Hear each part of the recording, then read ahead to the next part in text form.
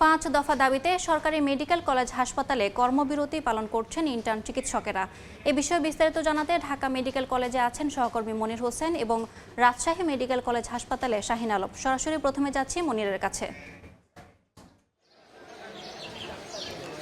চিকিৎসক এবং মেডিকেল শিক্ষার্থীদের 5 দফা দাবিতে যেই চলমান আন্দোলন রয়েছে সেই আন্দোলনের কর্মসূচির অংশ হিসেবে আজ সারা দেশে সকল সরকারি বেসরকারি মেডিকেল এবং যেই চিকিৎসকরা রয়েছেন তাদের সকল প্রাইভেট চেম্বার এবং সরকারি মেডিকেলের বহির্বিভাগ এবং ইনডোরের যেই চিকিৎসা সেবা সেটি বন্ধ রাখার কথা হয়েছিল।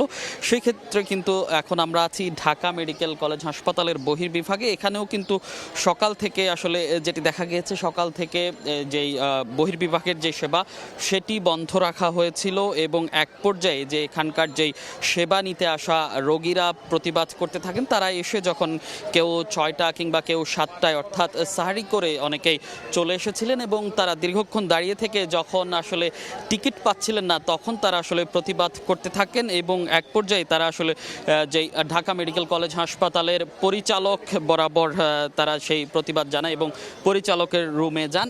তারপরে আসলে পরিচালক এসে এবং পরিচালকের অনুরোধেই ঢাকা মেডিকেলের বহির্বিভাগের যে চিকিৎসকরা আছেন তারা সেই চিকিৎসা দিচ্ছেন। কিন্তু এই যে কয়েক ঘন্টার যেই ভোগান্তি, তাতেই আসলে যে এখানকার যেই সাধারণ রোগীরা আছেন তারা আসলে তাদের ক্ষোভ প্রকাশ করছে যে এভাবে তাদের যেই সেবা সেই সেবা বন্ধ রাখার কারণে তারা আসলে হেনস্থার শিকার হচ্ছেন, একইভাবে তাদের ভোগান্তি শুরু হয়েছে। তো এবং আমরা আসলে যেটি জানতে পেরেছি যে ডাক্তার দ্বারা চিকিৎসকরা তাদের যেই 5 দফা দাবি জানিয়েছে সেই দাবির প্রেক্ষিতেই আসলে তাদের সেই কর্মসূচি চলমান ছিল এবং এখানকার যারা রোগীরা আছেন তারা যেটি বলছেন যে এরকম করে হঠাৎ করে আসলে চিকিৎসা সেবা বন্ধ করে দেয়াটা আসলে তারা ঠিকভাবে দেখছেন না এবং তারা আসলে এর প্রতিবাদ জানাচ্ছেন এবং বিভিন্নভাবে হয়রানি হচ্ছেন এবং দূর দূরান্ত থেকে অনেকেই যেহেতু ঢাকা মেডিকেলে দেশের বিভিন্ন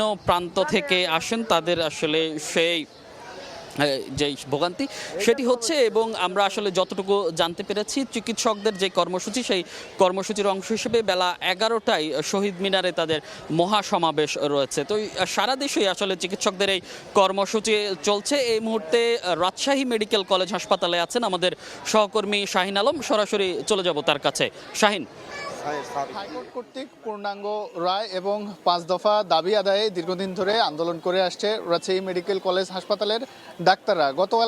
গতকাল থেকে তারা পূর্ণাঙ্গ শাটডাউন কর্মসূচি পালন করছে এবং গতকালকে সকাল 11টা থেকে বেলা 1টা পর্যন্ত কিন্তু আউটডোরের যে সেবা সেটিও তারা বন্ধ রেখেছেন এবং ধারাবাহিকভাবে আজকেও কিন্তু তারা আউটডোর এবং যারা বিশেষজ্ঞ ডাক্তার রয়েছেন তারা তাদের প্রাইভেট চেম্বারও বন্ধ রেখেছেন।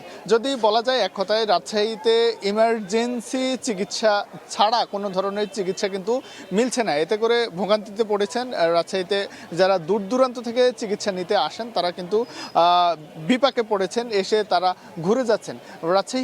এই যে রাজশাহী মেডিকেল কলেজে যে হাসপাতালটি রয়েছে এটি রাজশাহী বিভাগের 8 জেলা থেকে কিন্তু স্বল্প মূল্যে চিকিৎসা নেওয়ার জন্য এখানে দূর দূরান্ত থেকে আসেন। কিন্তু আমরা সকাল থেকে দেখছি যে প্রচুর পরিমাণ রোগী তারা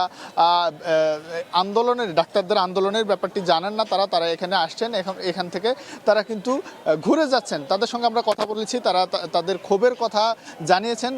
রোগীরা যেটি বলছেন যে ডাক্তারদের চিকিৎসা বন্ধ রেখে আসলে আন্দোলনের কোনো যৌক্তিকতা তারা দেখেন না। অপরদিকে ডাক্তাররা যেটি বলছেন যে আসলে সাধারণ মানুষের জন্যই কিন্তু তারা এই আন্দোলনটি করছেন, কারণ তাদের দাবি সমূহের মধ্যে অন্যতম দাবি হচ্ছে যারা ম্যাটস সহ সেকমো সহ যেসব যারা ডাক্তার পদবি ব্যবহার করেন এই পদবি যেন তারা ব্যবহার না করতে পারেন এবং তাদের মাধ্যমে মানুষ যেন ভুল চিকিৎসা না পায়, সেই দাবিতে কিন্তু তারা আন্দোলন করছেন বলে তারা আমাদেরকে জানিয়েছেন।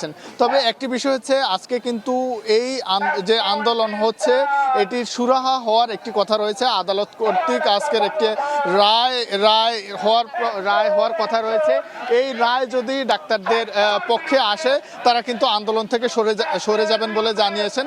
যদি তারা রায় পক্ষে না পান সামনের দিনে আরও কঠোর কর্মসূচিতে যাওয়ার ঘোষণা দিয়েছেন তারা। তো এই ছিল আমার কাছে রাজশাহী মেডিকেল কলেজ হাসপাতাল থেকে ডাক্তারদের যে আন্দোলন তার সর্বশেষ খবর।